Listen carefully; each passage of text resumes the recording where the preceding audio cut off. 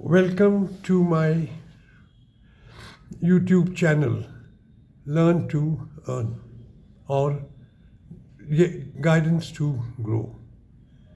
I make videos for the first generation earners who are entering the job market and have just finished the education, and also try to provide a selling skill which they can use later on or during their own lifetime, because sales jobs are most prominent and easily available in the smaller cities of India and other countries.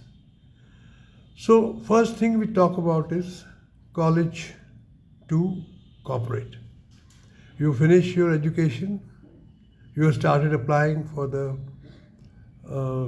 jobs, interviews, so you have some spare time with you. Now you have to first assess your own shortcomings. First shortcoming is that the college do not prepare you for any kind of a job or a career. They only provide you with the skills, but you need to put more than that. And to put more than that, you also have to do a SWOT analysis. In case you are not had the benefit of best of education or the best of guidance, then you should realize that and see what I want to say in this video. Skilling yourself or upgrading yourself will help the human resource of the organization and which you go, and also will facilitate your selection. Now let's see the change of scenario.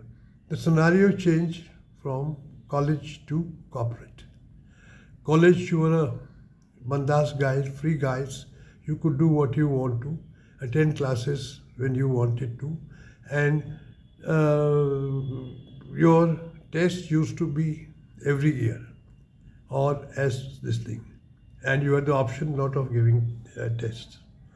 But once you come to corporate, your informal life is over. Now it's a formal life. Formal life that you must come for work in time. You must understand the corporate requirements. You must understand how to behave in the organization and what all skills you need to survive or to get promoted. Then next thing is examinations are held once in a year. But when you are in a corporate scenarios, every day is an exam for you. Every day you are expected to perform. So don't think you can postpone your results to a later date. In college, you had the advantage of mentors like teachers, friends, etc. But in a job condition, you are alone. You don't have. You may have some mentors, but they are all in very limited quality. So this is another aspect which you have to keep in mind, that these are your shortcomings and for the transition from college to corporate. Next question comes is, you could dress up as you want to, but when you're in corporate, there are certain etiquettes you have got to maintain, certain decorum you have to maintain. You have to dress according to certain ways as desired by the corporate world. So this is another aspect which you have to keep in mind when you are preparing yourself for a corporate world. Then you have to do SWOT analysis. Now SWOT analysis what? What are your strengths? What are your key skills? What are your strengths? What are your weaknesses? And in most cases, the weakness will be communication. And communication can be English, communication can be any other language. So you have to ensure that you upgrade yourself. Then you have to see in a job what are the other opportunities. Are you likely to get a saddle which stuck career, or you will be able to get another opening, another skilling opportunity, so that you have to see. Then what are the threats for your job?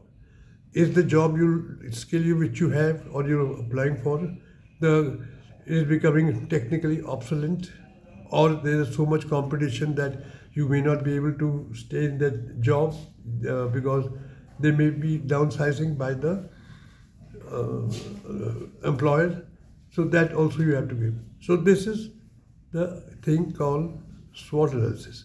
Once you've done SWOT analysis, you have to improve yourself in these aspects. Another aspect which you have to see is you have to understand yourself. Why understand yourself? Till you don't understand yourself, you cannot look at the career opportunities which may suit your mind or attitude. You may like a job next to your own city. You may like a job where the skill announcement is more than the salary, or you may not want to work in a very, very structured environment, or you may feel that culturally you are not fit for any other organization, so that you have to keep in mind.